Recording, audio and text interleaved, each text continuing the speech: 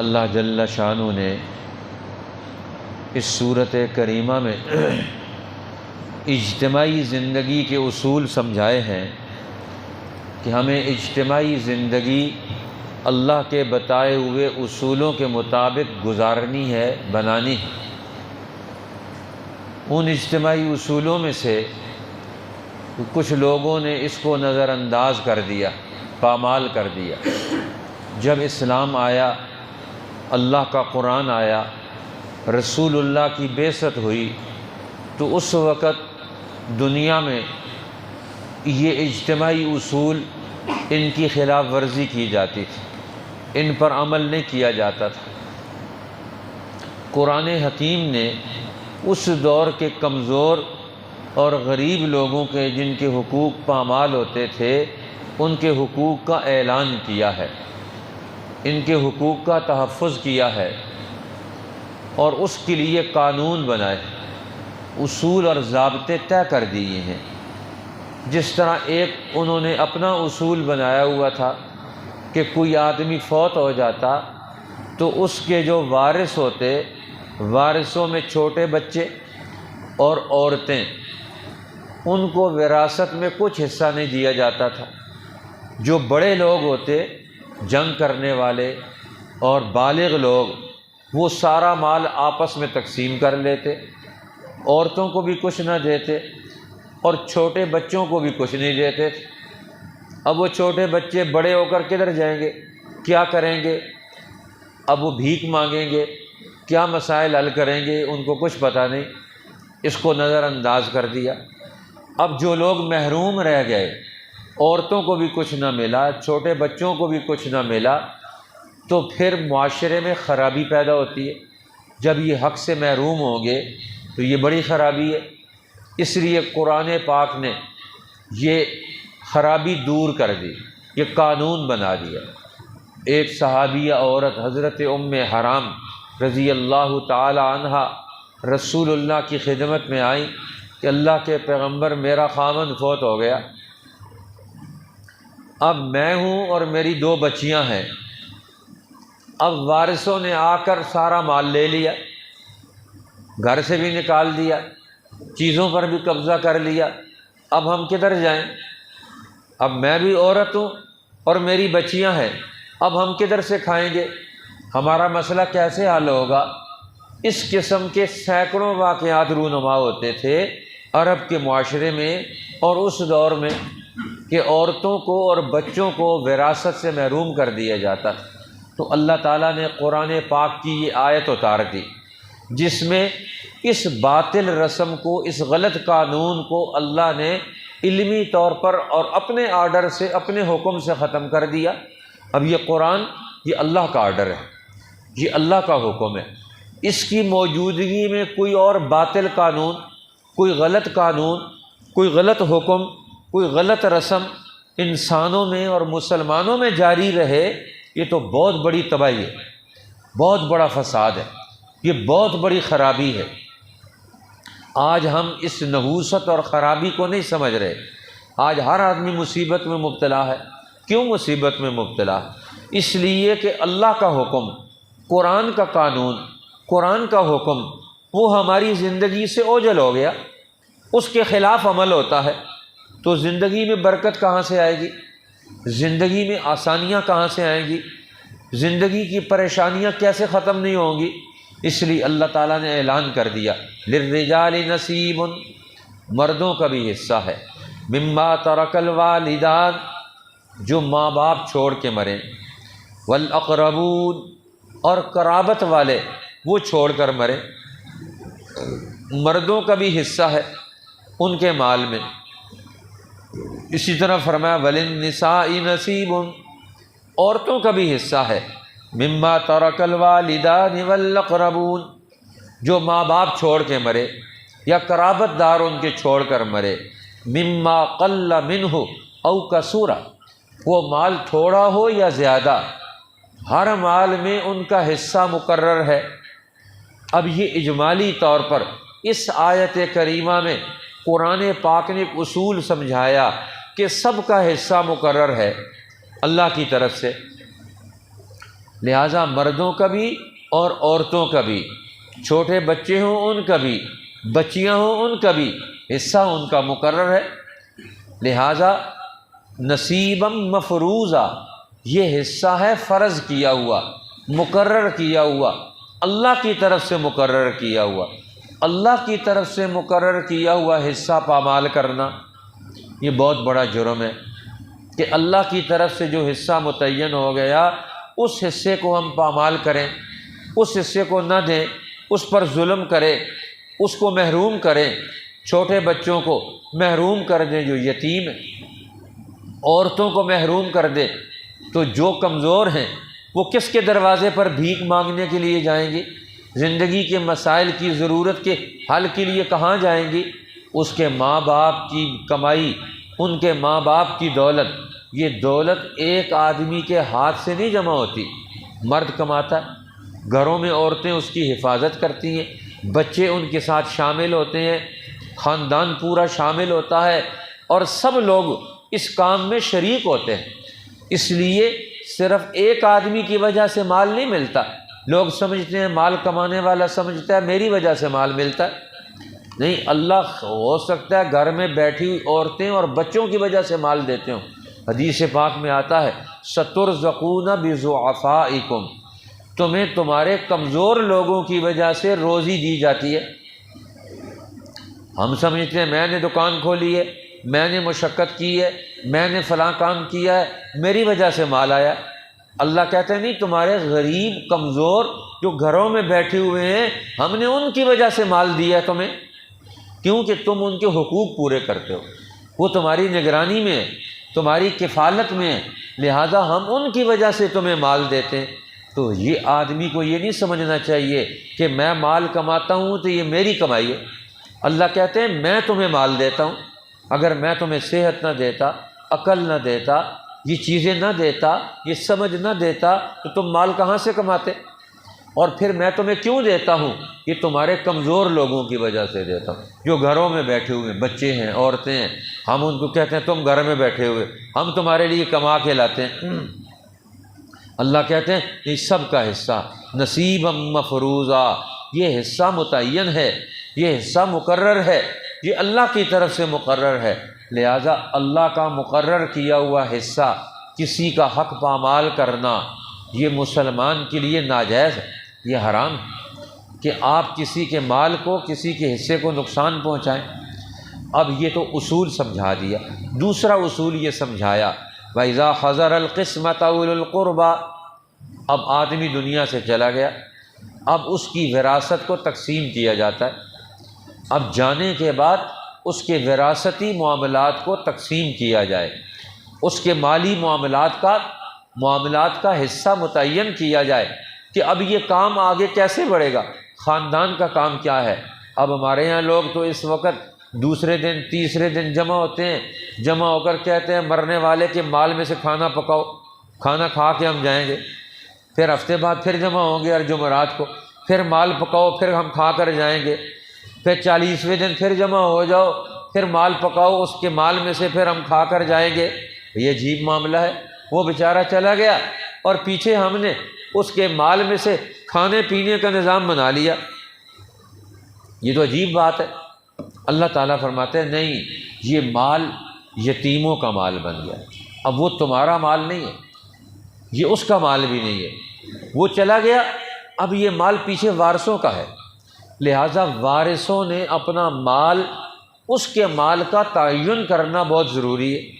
حضرت عمر ابن عبدالعزیز رحمۃ اللہ علیہ ایک آدمی کی بیمار پرسی کے لیے تشریف لے گئے اور بیمار پرسی کے درمیان ہی وہ آدمی فوت ہو گیا۔ بیٹھے ہوئے تھے وہیں، بیمار پرسی کے لیے گئے اور وہیں فوت ہو گیا۔ اب رات کا وقت تھا، اس کے گھر میں چراغ جل رہا تھا، تو فوراً حضرت عمر ابن عبدالعزیز رحمۃ اللہ علیہ خلیفہ وقت ہیں، وہ چراغ بجھا دیا انہوں نے۔ لوگوں نے کہا حضور یہ عجیب کام کیا خلیفہ صاحب کہ اس وقت رات کا وقت ہے، یہاں سارے لوگ بیٹھے ہوئے ہیں اور یہ آدمی فوت ہو گیا ہے، یہاں تو چراغ جلانے کی ضرورت تھی، آپ نے چراغ بجھا دیا۔ فرمایا ہاں، ہم اپنے تیل سے یہاں چراغ جلائیں گے۔ اب یہ جو چراغ جل رہا تھا یہ مرنے والے کی ملکیت تھا، اب پیچھے اس کے چھوٹے بچے نابالغ بچے، ان کا مال ان کی اجازت اور مرضی کے بغیر ہم استعمال نہیں کر سکتے۔ ہم کیوں استعمال کریں گے ان کا مال؟ یتیموں کا مال ہم نہیں استعمال کریں گے۔ لہٰذا اب مال کی تقسیم سے پہلے جو اس کے شرکاء ہیں ان کے حقوق تو اس میں سے ادا کیے جا سکتے ہیں، لیکن باقی لوگوں پر مال خرچ کرنا یہ کہاں کا انصاف ہے؟ یہ غلط ہوگا۔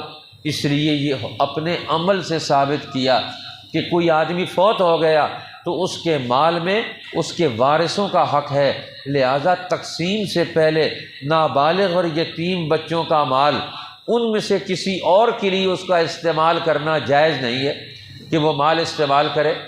اس لیے قرآن پاک نے بھی منع کر دیا کہ دوسروں کا مال مت استعمال کرو۔ لا یحل مال امرئ مسلم، فرمایا کسی مسلمان کا مال کسی دوسرے کے لیے اس کی اجازت کے بغیر استعمال کرنا حلال نہیں۔ ہم دوسرے کا مال استعمال کرنا آج اپنا حق سمجھتے ہیں، یہ عجیب بات ہو گئی ہے۔ مال دوسرے کا، اللہ نے اس کو دیا، آپ اس کے مال میں سے کیوں حصہ لینا چاہتے ہیں؟ یا وہ آپ کو ہدیہ کرے یا آپ اس سے خرید و فروخت کریں، دوسرے کا مال ہم کیوں لینا چاہتے ہیں؟ اس لیے قرآن نے منع کر دیا، یہ تو ان کا مال ہے۔ ہاں جب مال تقسیم کرنا ہو، فَإِذَا حَضَرَ الْقِسْمَةَ، اب مال کی تقسیم کرنا، تیسرے دن جمع ہو، ساتویں دن جمع ہو، خاندان کے لوگوں کا کام ہے مرنے والے کے سارے معاملات طے کریں، ان کو پتہ ہوگا کہ کیا لین دین کرتا ہے، بچوں کو نہیں پتہ ہوگا، اس کی کاپیاں کھولیں، اس کی وصیت دیکھیں، اس کے معاملات کو دیکھیں، ان کو سامنے بٹھائیں، بڑے لوگ اس کی ذمہ داری لیں، اور پھر اس کا پورا نظام حیات اس کو مستقل بنیادوں پر قائم کریں، اس کے لیے اصول ضابطے طے کریں، نگران وضع کریں۔ کون نگرانی کرے گا؟ اس کا بھائی نگرانی کرے گا۔ خاندان میں سے کون ان کے بچوں کا نگران ہوگا، مال کا نگران ہوگا؟ یہ تیسرے دن چوتھے دن جمع ہونے کا مقصد کیا ہے؟ ان کے معاملات حل کرنا، ان کے مسائل شریعت کے مطابق حل کرنا اور اس کی نگرانی کا نظام وضع کرنا۔ ہمارے یہاں لوگ دعوت کھا کے اڑا کے چلے جاتے ہیں، وہ بیچارے یتیم ادھر ہی پھرتے ٹرتے رہتے ہیں، مال ان کا ضائع ہو جاتا ہے۔ خاندان والے آ کر وہ بیٹھ اٹھ کے گپیں لگا کر مال کھا کر دعوتیں اڑا کر وہاں سے اٹھ کے چلے جاتے۔ قرآن نے اسے منع کیا، فرمایا جب تقسیم کا وقت آئے قرابت دار جمع ہو جائیں، وہ سمجھتے ہیں کہ ہمارا حصہ ہے، یتیم جمع ہو جائیں، آپ کے خاندان کے یتیم ہیں، اور مسکین علاقے کے غریب لوگ بھی جمع ہو جائیں، شاید مرنے والوں کی طرف سے کچھ صدقہ کیا جائے۔ اس سے معلوم ہوتا ہے، علماء فرماتے ہیں یتیم بچوں جب مال تقسیم کیا جائے، تقسیم کر لینے کے بعد جو ان میں سے بالغ لوگ ہیں وہ اپنی طرف سے مرنے والے کی طرف سے کچھ صدقہ بھی کریں۔ جو یتیم بچے آئے ہوئے ہیں ان کو کھانا کھلا دیں، جو علاقے کے مسکین لوگ آئے ہوئے ہیں آپ انہیں کھانا کھلا دیں، ان کے مسائل حل کر دیں، ان کو کچھ نہ کچھ حصہ اس میں سے دے دیں۔ فَارْزُقُوهُم مِّنْهُ، ان میں سے کچھ کھلا پلا دو، ان کو غریبوں کو کھلا پلا دو اپنے پاس سے، یا جن لوگوں کا مال میں تقسیم کرنے کے بعد بالغ لوگوں کا حصہ متعین ہو گیا ان کو اس میں سے کھانا کھلا دیں، پانی پلا دیں، کوئی چیز ان کو دے دیں۔ وَقُولُوا لَهُمْ قَوْلًا مَّعْرُوفًا، اور ان کو جھڑکو مت، تم کیوں آئے ہو؟ آج وہ شریک ہوں گے، دیکھیں گے مال کیسے تقسیم کیا جاتا ہے، وراثت کیسے تقسیم کی جاتی ہے، کل انہوں نے بڑا ہونا ہے معاشرے میں۔ اسی طرح ان کے ہاں کوئی بیماری آئے گی، فوتگی ہوگی تو وہ کیا کریں گے؟ ان کو کچھ پتہ نہیں ہوگا۔ کل پرسوں ایک ہمارے دوست وہ سنا رہے تھے کہ میری والدہ فوت ہو رہی تھی اور مجھے پتہ نہیں تھا میں اس وقت کیا کروں، کیوں تجربہ ہی نہیں ہے، پتہ ہی نہیں ہے کہ اب وہ ہم سمجھ رہے ہیں بیماری کی حالت میں، اور ان کی بیماری موت کی بیماری ہے، وہ غرغرہ موت میں نزع کی حالت میں، اور ہم کبھی ان کو کہتے ہیں فلاں کام کرو، کبھی کہتے ہیں فلاں کام کرو، کبھی کہتے ہیں فلاں کام کرو۔ اب ہمیں افسوس ہوتا ہے بعد میں کہ ہمیں ان کی بیماری کا پتہ نہیں چلا کہ جب آدمی دنیا سے رخصت ہو رہا ہوتا ہے تو اس وقت اس کی کیا کیفیت ہوتی ہے۔ اب تو ہمارے یہاں اللہ بچائے، ہم تو اس وقت ہمارا بیچارہ مریض ہوتا ہے اور اسپتال میں اکیلا اور تنے تنہا ہوتا ہے، اس کے پاس کوئی بھی نہیں ہوتا، اس آخری وقت میں مشکل وقت ہوتا ہے، سب سے مشکل وقت جو انسان پر آتا ہے زندگی میں وہ موت کا وقت ہوتا ہے، جب اس کی روح جسم سے نکل رہی ہوتی ہے، یہ سب سے مشکل ترین وقت ہے۔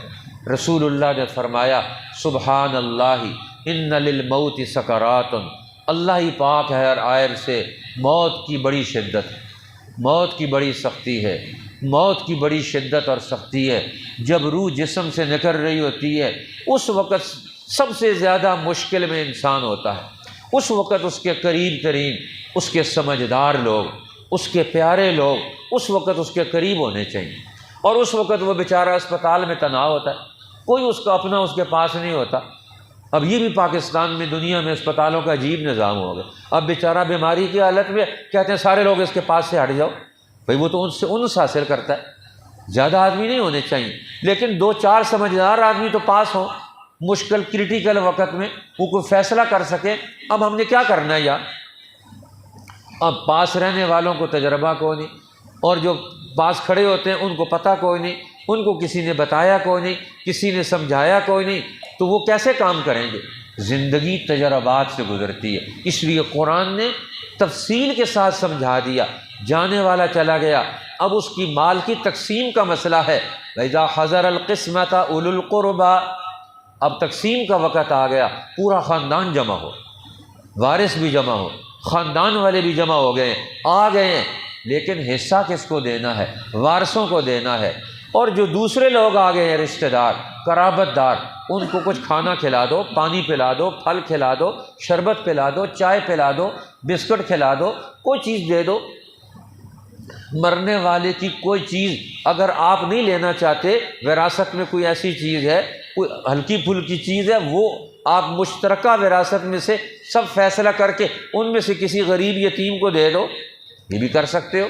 فرمایا ہاں ان کو بتا دو، یتیم لوگ آ گئے، قرابت دار آ گئے، مسکین آ گئے، فارزقوہم منہ، اس میں سے ان کو کچھ کھلا دو۔ ایک تو وہ تقسیم کو دیکھیں گے، انہیں پتہ چلے گا کہ مرنے والے کے بعد اس کی زندگی کے معاملات کو کیسے آگے بڑھانا ہے۔ اس تک ایک دور تھا وہ ختم ہو گیا، اب نیا دور شروع ہو رہا ہے، اس کے بچوں کا، اس کے وارثوں کا۔ یہ کیسے شروع کریں گے؟ ان کو تو تجربہ نہیں۔ اب بڑے لوگ ان کے سر پر ہاتھ رکھیں گے، ان کے مال کا حفاظت کا نظام بنائیں گے، نگرانی کا نظام بنائیں گے، اور ان کے ساتھ جو متعلقین ہیں ان کو بھی ساتھ جوڑ کے رکھیں گے، تاکہ یہ خاندانی نظام چلتا رہے۔ جانے والے کے بعد یہ خاندانی نظام ٹوٹنا نہیں چاہیے۔ فرمایا فارزقوہم منہ، ان میں سے ان کو کچھ کھلا پلا دو، وقولوا لہم قولا معروفا، اور ان سے عقل کی بات کہو، سمجھ کی بات کہو، معروف بات کہو۔ یہ وارثوں کا مال ہے، دیکھو ہم بھی نہیں لے رہے، ان کو دے رہے ہیں، کیونکہ ان کا حصہ بنتا ہے، اور یہ حصہ ہم نے نہیں متعین کیا، یہ قرآن نے متعین کیا۔ جس طرح ایک آدمی فوت ہو گیا، اس کی اولاد ہے، لیکن اس کے بھتیجے بھی ہیں، اس کے بھانجے بھی ہیں، اب یہ قریب ترین رشتہ دار ہے، وراثت میں سے ان کو نہیں ملے گا۔ جب بیٹے موجود ہیں تو اس کی موجودگی میں بھتیجوں کو حصہ نہیں ملے گا، بھانجوں کو حصہ نہیں ملے گا، بھائی کو بھی حصہ نہیں ملے گا۔ کیوں؟ کہ اب اس کے وارث اس کا بیٹا موجود ہے، لہذا اس کا حصہ بنتا ہے۔ ہر ایک اس کو بتائے، دوسروں کو سمجھائے، یہ شریعت کا قانون، یہ اللہ کا حکم ہے، یہ اللہ کے رسول نے ہمیں بتایا ہے۔ اب دیکھو ہم مال بھی تقسیم کریں، وراثت بھی تقسیم کریں، اور ساتھ عملاً دین کی تعلیم بھی دیں۔ ہمارے والد صاحب مرحوم بتایا کرتے تھے کہ ہمارے بھائیوں میں بڑے ہونے کے بعد ہم نے وراثت تقسیم کی، اور وراثت تقسیم کرتے وقت ہم نے اپنے علاقے کے بڑے جید عالم، چونکہ یہ سارے عالم تھے ماشاءاللہ، ہمارے تایا جان حضرت مولانا عبدالحی صاحب رحمۃ اللہ علیہ بڑے اجلہ جلیل القدر بزرگوں میں سے تھے، حضرت مولانا قاضی ضیاء الدین صاحب وہ بھی بڑے اونچے درجے کے بزرگوں میں سے تھے، ہمارے والد مرحوم حضرت مولانا قاضی شمس الدین صاحب رحمۃ اللہ علیہ وہ بھی بڑے اونچے لوگوں میں سے تھے، لیکن مال کی تقسیم، وراثت کی تقسیم کا مسئلہ تھا، لہٰذا کسی کو کسی پر کوئی اعتراض نہ ہو تو اپنے دور کے جید عالم حضرت مولانا غلام غوث ہزاروی رحمۃ اللہ علیہ ان کو انہوں نے بلایا کہ ہمارا یہ معاملات ہیں، آپ شریعت کی روشنی میں حل کر کے بتائیں، شریعت کی روشنی میں آپ حل کر کے بتائیں۔ حالانکہ خود جانتے ہیں، لیکن ان کو بلا کر، ایک بڑے عالم کو بلا کر اور ان کی مجلس میں علمی مجلس لگا کر اس میں مسئلے کو حل کیا، تاکہ خاندان والوں کو بھی پتہ چلے کہ دین ہمیں کن اصولوں کی تعلیم اور تربیت دیتا، ہم نے اس پر کیسے عمل کرنا ہے۔ اللہ جل شانہ ہمیں اس کی سمجھ عطا فرمائے۔ کہتے ہیں ہمارے بزرگوں میں سے حجت الاسلام بانی دارالعلوم دیوبند حضرت مولانا قاسم نانوتوی رحمۃ اللہ علیہ 3-4 پشتوں سے اکیلے وارث چلے آتے تھے۔ ان کے ساتھ انگریز کا قانون کا دور بھی تھا، اور جو شرعی وارث ہوتے تھے ان کو محروم کر دیا جاتا تھا، ان کو کچھ بھی نہیں دیا جاتا تھا۔ اکیلے وارث چلے آتے تھے 3-4 پشتوں سے۔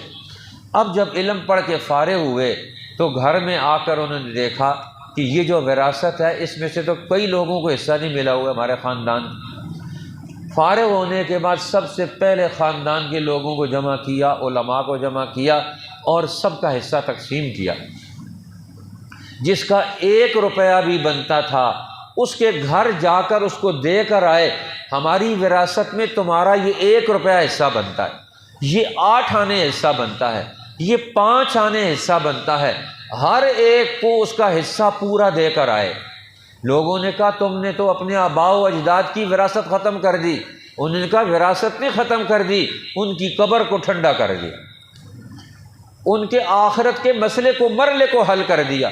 جو ہمارے ذمے شرعی حق تھے وہ شرعی حقوق میں نے ادا کر دیے۔ اب دیکھو اپنے گھر سے دین کا عمل قائم کرنا شروع کر دیا۔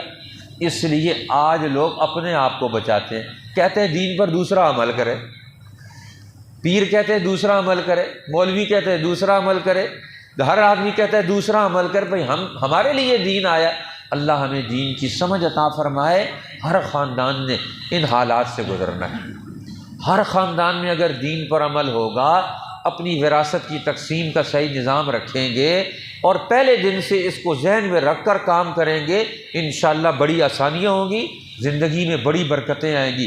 اللہ جل شانہ ہمیں دین کی سمجھ عطا فرمائے، اس کا عمل عطا فرمائے اور اس کی برکتیں نصیب فرمائے، اور ہمیں شیطان اور نفس کے دھوکے سے محفوظ فرما دے۔ للرجال